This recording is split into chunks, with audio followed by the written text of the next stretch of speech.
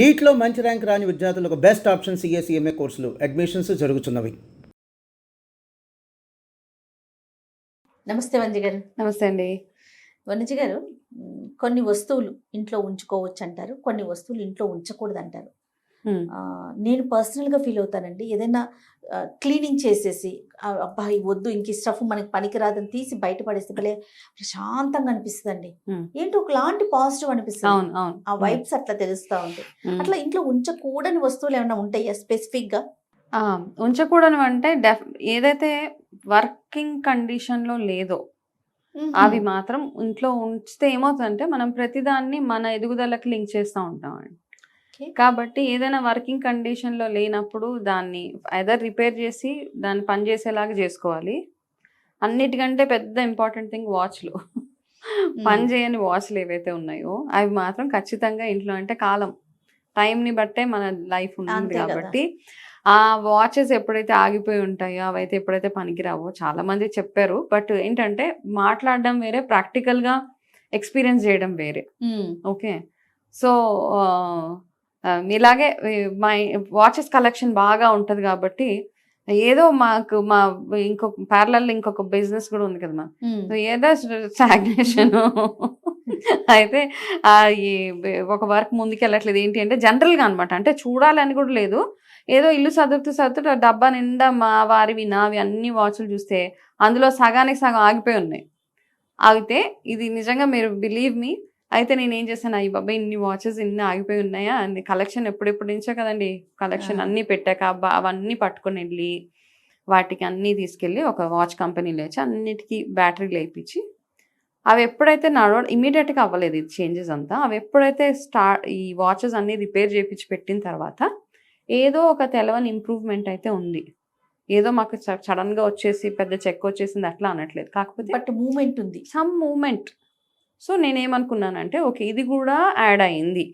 So ఇక్కడ mindfulness గురించి మాట్లాడుకుందాము. కొంచెం ఎలాగో వచ్చింది కాబట్టి మనం చేసే ప్రతి పనిని మనం అబ్జర్వ్ చేస్తే దానివల్ల మనకు నెక్స్ట్ ఏం ఇంపాక్ట్ అయిందని మనం గుర్తుండిపోద్దండి మనకి లైఫ్లో 100%. కాబట్టి మనం ఏం చేసినా ఆలోచించి, మనం మంచినీళ్ళు తాగుతున్నప్పుడు కూడా, అందుకే అంటే మైండ్ఫుల్నెస్ అనేసి మధ్య చాలా మాట్లాడుతున్నారు కదా, మన కాన్షియస్గా ఉండి ఏ పని చేసినా అది 100% అది వర్క్ అవుతుంది.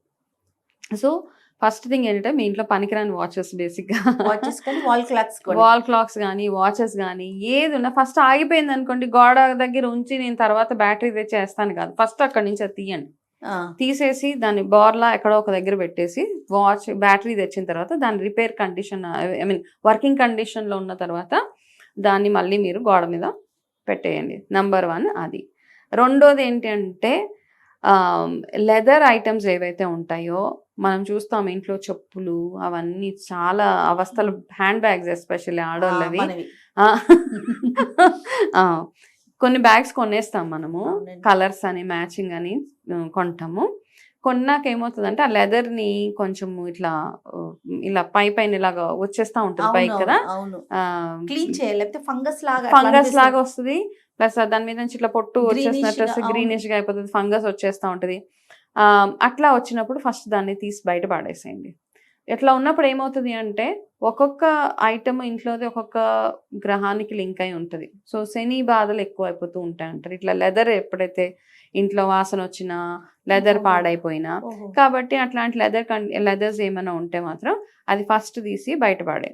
రెండోది ఏంటంటే మనము చిరిగిపోయిన బట్టలు ఏవైతే ఉంటాయో, వాడనివి ఏమైనా ఉంటాయి అవి ఫస్ట్ ఇవన్నిటికి ఏంటంటే మనకి ఇచ్చే మనసు ఉండాలి. అన్నిటికంటే ఇంపార్టెంట్గా ఇది నాది, ఇది నా దగ్గరే ఉండాలి, ఇట్లాంటివి చాలా చాలా ఉంటాయి. ఒకవేళ మీకు సెంటిమెంట్ వస్తువులు అంటే వాటిని రిపేర్ చేసి వర్కింగ్ కండిషన్ రోజు వాడేలాగా చూసుకోండి. అది ఆ రోజు వాడుతుంటే ఏమవుతుందంటే దానివల్ల ఏమి ఇబ్బంది లేదు, కానీ మనం అది వాడకుండా ఒకటే మూల డంప్ చేసి పెడితే దానివల్ల ఇంట్లో చాలా చాలా ఇంపాక్ట్ మనకి, అంటే స్టాగ్నేషన్ అనమాట.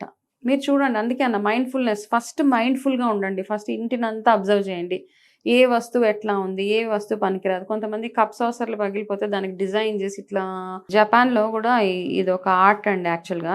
ఇరిగిపోయిన కప్స్ని ఏం చేస్తారంటే అక్కడ క్రాక్ వచ్చిన కప్స్ని, గోల్డ్ ఉంటుంది కదా, గోల్డ్ తోటి దాన్ని ఎక్కడైతే క్రాక్ అయిందో అక్కడ దాన్ని ఒక డిజైన్ చేసి అవి అమ్ముతారు. సో అక్కడ వాళ్ళకి పనికొస్తుంది అది. కాకపోతే మనము అది చూసి ఇక్కడ ఏం చేస్తామంటే అది ఒరిజినల్ గోల్డ్లో చేస్తున్నారు. ఇక్కడ మనం ఏం చేస్తామంటే దాన్ని డిజైన్ చేసి దాన్ని మళ్ళీ రీయూజ్ చేయడానికి ట్రై చేస్తున్నాం. సో ఇట్లాంటి ఇరిగిపోయిన కప్పులు ఇట్లాంటివన్నీ ఉంటే అవి కూడా ఫస్ట్ ఇంట్లో నుంచి బయటికి వెళ్ళిపోవాల్సిందే. అండ్ చిరిగిపోయిన బట్టలు, విరిగిపోయినవి వస్తువులు కొన్ని ఏవైతే పిల్లల బొమ్మలు వంకర్లు పోతా ఉంటాయి. సో ఇవన్నీ ఎంతగా మనం అవాయిడ్ చేసుకోగలిగితే మన ఇల్లు అంతా క్లీన్గా అండ్ పాజిటివ్ ఒక మంచి ఎనర్జీ తోటి ఉంటుందండి. సో చాలామంది ఏంటంటే ఒక డంపింగ్ యార్డ్, ఒక మూల ఒక స్టోర్ రూమ్ ఉంటుంది. ఆ స్టోర్ రూమ్ అనగానే మనం ఆ స్టోర్ రూమ్లో అన్ని చెత్త చెదారం ఇరిగిపోయిన డంప్ కాదు, స్టోర్ రూమ్ ఎనర్జీస్ కూడా చాలా చాలా అవసరం అక్కడ. మీ స్టోర్ రూమ్స్ ఏవైతే ఉన్నాయో అందులో ఏంటంటే మీ ఇంట్లో ఎక్సెస్గా ఉండి మీకు సడన్గా ఎమర్జెన్సీకి యూజ్ చేసే ఐటమ్స్ మాత్రమే అందులో ఉండాలి. బట్ పనికిరాని వస్తువులు కాదు.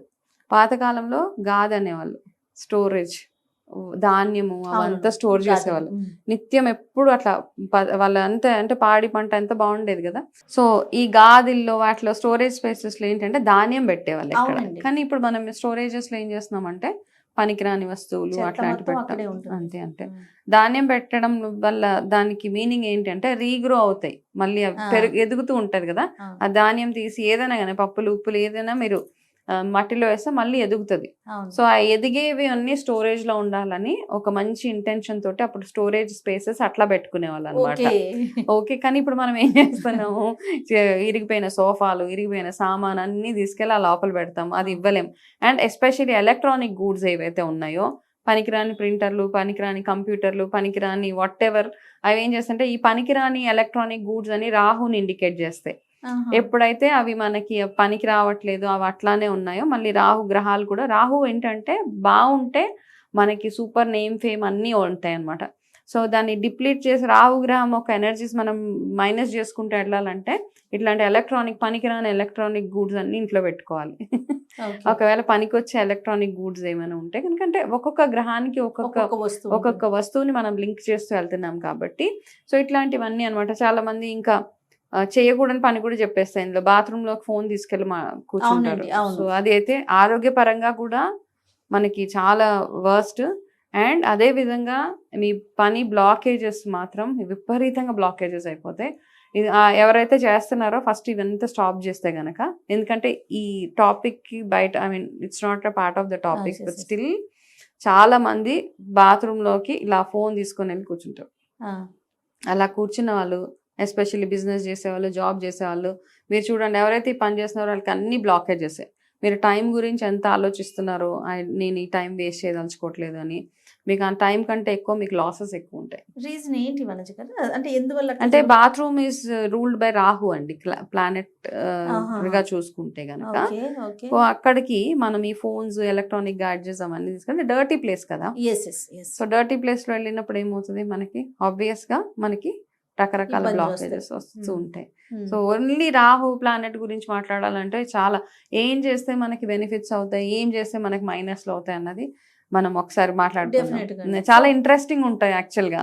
మనం అనుకుంటాం, చాలా మంది నమ్మే వాళ్ళకి అంటే బిలీవ్ చేస్తాం, కొన్ని బిలీవ్ చేసే వాళ్ళకి భలే ఇంట్రెస్టింగ్ అనిపిస్తుంది. అండ్ నేను అన్నట్టుగా మైండ్ఫుల్నెస్ ఉంటే మనం రిలేట్ చేయగలుగుతాం దేని వల్ల నాకు ఇబ్బంది వస్తుంది అనేసి.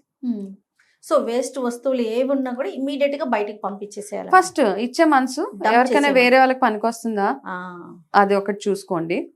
అంటే మనం యూజ్ చేయలేనివి, లేదంటే ఈ మధ్య రీసైక్లింగ్ కోసం కొనుక్కునే వాళ్ళు చాలా మంది ఉన్నారు, వాళ్ళకి ఇచ్చేసేయండి. అవన్నీ కనీసం ఇచ్చేస్తే సరిపోతుంది. సేమ్ థింగ్ ఇంట్లో ఉన్న విరిగిపోయిన దేవుడి పటాలు, సెంటిమెంట్ దేవుడి పటాలు, ఆ పటాలను ఉంచుకోలేము, పంపించేయలేము. బుక్స్ కూడా వనజ గారు, దేవుడి బుక్స్ కూడా ఎన్ని బుక్స్ గ్యాదర్ అవుతాయో. ఇవన్నీ ఏంటంటే పేపర్ ఫామ్ లో ఉంటే గనక వాటర్ లో వేసేసి అది కరిగిపోయిన తర్వాత మొక్కలకి అవి వేసేసేయండి. ఇప్పుడు ఫ్రేమ్ తీసేసాక లోపల ఉన్న ఫ్రేమ్, లలిత అమ్మవారి ఫోటో అనుకోండి ఫర్ ఎగ్జాంపుల్, నేను 20 ఏళ్ళు పూజ చేశాను, ఈ ఫోటో పెట్టుకుని పూజ చేశాను, అమ్మవారి కళ్ళు అంతా ఇలా అలా అయిపోయి పెయింట్ కదా, ఎండ్ ఆఫ్ ద డే అది పెయింటింగ్ ఏదో ఆర్ట్ వేశారు కాబట్టి పాడవుతుంది. మనం అవ్వకుండా ఉండేలాగా చేయలేము ఎక్కడ. కొంతమంది గోడల్లో సీపేజ్ వచ్చేసి పాడైపోతాయి ఫ్రేమ్స్ అవంతా. కాబట్టి ఏం చేస్తారంటే దేనికి అది సెపరేట్ చేసేయండి, గ్లాస్ సెపరేట్ చేయండి, ఫ్రేమ్ సెపరేట్ చేయండి, ఆ ఫోటో ఒకటి తీసి వాటర్లో వేసేసేయండి. ఆ వాటర్లో వేసి అంతా కరిగిపోయిన తర్వాత ఆ వాటర్ని మీ ఇంట్లో చెట్టుకో మొక్కకో వేసేస్తే మీ ఎనర్జీ మీ దగ్గరే ఉంటుంది ఒకవేళ sentimental గా చూసుకుంటే కనుక. ఆ ఫ్రేమ్ ఎవరికైనా అవసరం ఉంటే వుడెన్ బయట స్క్రాప్ వాళ్ళకి అమ్మేసేయచ్చు, అట్లాంటి చేయండి. కానీ చాలా మంది చేసే మిస్టేక్ ఏంటంటే అన్ని తీసుకెళ్ళి ఒక దేవుడి దగ్గర ఎవరు కనపడని టైం మధ్యరాత్రిలో వెళ్ళి ఫ్రేమ్స్ అన్ని తీసుకెళ్ళి ఒక గుళ్ళో అలా వదిలేసి వచ్చేస్తూ ఉంటారు. అది కూడా తప్పు కదా, అక్కడ అలాంటివన్నీ చేయకూడదు. కొంచెం, అవునవును, ఫొటోస్ దేవుడి ఫోటోలు ముఖ్యంగా దేవుడు అన్ని టెంపుల్స్ దగ్గర టెంపుల్స్ దగ్గర పాడేసి వచ్చేస్తా ఉంటారు, అసలు చెట్టు కింద ఇక్కడ అట్లాంటివన్నీ చేయొద్దు. నేను చెప్పాను ఈ ప్రొసీజర్ ఫాలో అవుదాం, హ్యాపీగా ఉంటది అనమాట. ఫ్రేమ్ దేనికి సపరేట్ చేసేసేయండి. కొంతమంది నీళ్ళలో వదిలేస్తారు పట్టుకెళ్ళి, నీళ్ళల్లో వదిలేస్తే ఏమవుతుంది, ఆ గ్లాస్ ఇరిగిపోయి అందులో ఉన్న చేపలు ఏవేవో ఉంటాయి కదా, అవును, వాటికి కూడా హామ్ చేసినట్టు అవుతుంది. సో అట్లాంటివి చేయకుండా జాగ్రత్త పడి కొంచెం ఓపిక కావాలి మనకు. అన్నిటికీ ఏదైనా ఒక డిస్మాంటిల్ చేయాలంటే కొంచెం ఓపిక అవసరం, దానికి ఆలోచించి ఏది మంచిదని చేస్తే సరిపోతుంది. ఇలా వస్తువులన్నిటి అంటే మనకి పనికిరాని దాన్ని డంప్ అంతా బయటకు వేయటం వల్ల ఎలాంటి ఫీల్ వస్తుంది అంటారు, ఎలాంటి ఎనర్జీస్? ఇప్పుడు ఒక చిన్న ఎక్సర్సైజ్, ఇప్పుడు ఈ వీడియో చూసే వాళ్ళందరూ మీ అన్ని రూమ్స్ లో చాలా మంది ఈ వీడియో చూసేవాళ్ళు మంచాల కింద అవి ఇవి దాచి పెడతా ఉంటారు, మంచం కింద తోసేస్తారు అనమాట, బయట కన్ఫర్ట్ చేయకుండా ఉండడానికి అన్ని తోస్తూ ఉంటాం. సో ఒకవేళ నిజంగా ఎవరైతే బిలీవ్ చేస్తారో ఆ మంచం కింద ఉన్న వస్తువులన్నీ ఫస్ట్ తీసేసేయండి. తీసేసి ఇంటిని క్లీన్ చేశాక వేరే ఎవరైనా సెకండ్ పర్సన్ని పిలిచి చెప్పకండి, ఈ క్లీనింగ్ ప్రాసెస్ చేశానని చెప్పకండి. వేరే సెకండ్ పర్సన్ పిలిచి అడగండి, ఈ రూమ్లో ఎట్లాంటి ఫీల్ వస్తుందని. డెఫినెట్గా అదొక మంచి మనకి ఒక ఆరా ఎన్హాన్స్ అవుతుంది. సో మంచాల కింద ఏవి పడితే అవి తోసేస్తూ ఉంటాం మనం. అవన్నీ చేయకుండా మనం పనికిరాని వస్తువులు ఏమైనా ఉంటే just give it of, distribution అంతేనండి. అండ్ ఇంట్లో కూడా ఈ మధ్య మినిమలిస్ట్ అంటే ఎంత మినిమంగా ఉంచుకోగలిగితే అంత బెటర్. కాబట్టి ఆ ప్రాక్టీస్ అందరం చేసుకోగలిగితే బాగుంటుంది మనకి. రైట్. మీరు అడుగుతున్నారు ఏంటి ఎనర్జీస్ అనేసి. మనకు మామూలుగా ఏమవుతుందండి, ఇప్పుడు మనం షింక్లో గిన్నెలు కడుగుతున్నప్పుడు ఎక్కడో ఒక దగ్గర ఒక బ్లాకేజ్ ఉంటుంది. బ్లాకేజ్ ఉంటే ఏమవుతుందండి, ఫస్ట్ థింగ్ వాటర్ వెళ్ళదు, దాని తర్వాత కొన్ని రోజుల తర్వాత వాసన స్టార్ట్, బ్యాడ్ స్మెల్, మనం అక్కడ ఉండలేం కదా. అదే అది ఒకవేళ క్లియర్ చేసేసిన తర్వాత free flow is it. So మనకు వచ్చే ఎనర్జీస్ కానీ అన్ని ఫ్రీ ఫ్లోగా మనకి మళ్ళీ మన దగ్గరికి వస్తూ ఉంటాయి అన్నమాట.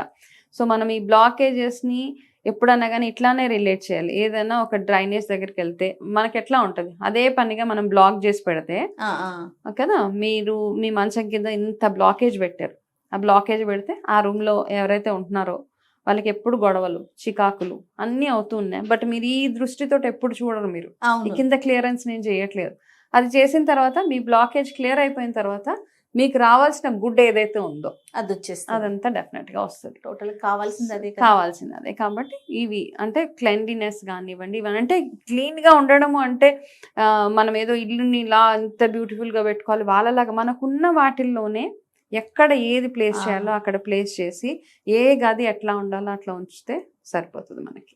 రైట్. థ్యాంక్ యూ అండి. నమస్తే. నమస్తే అండి.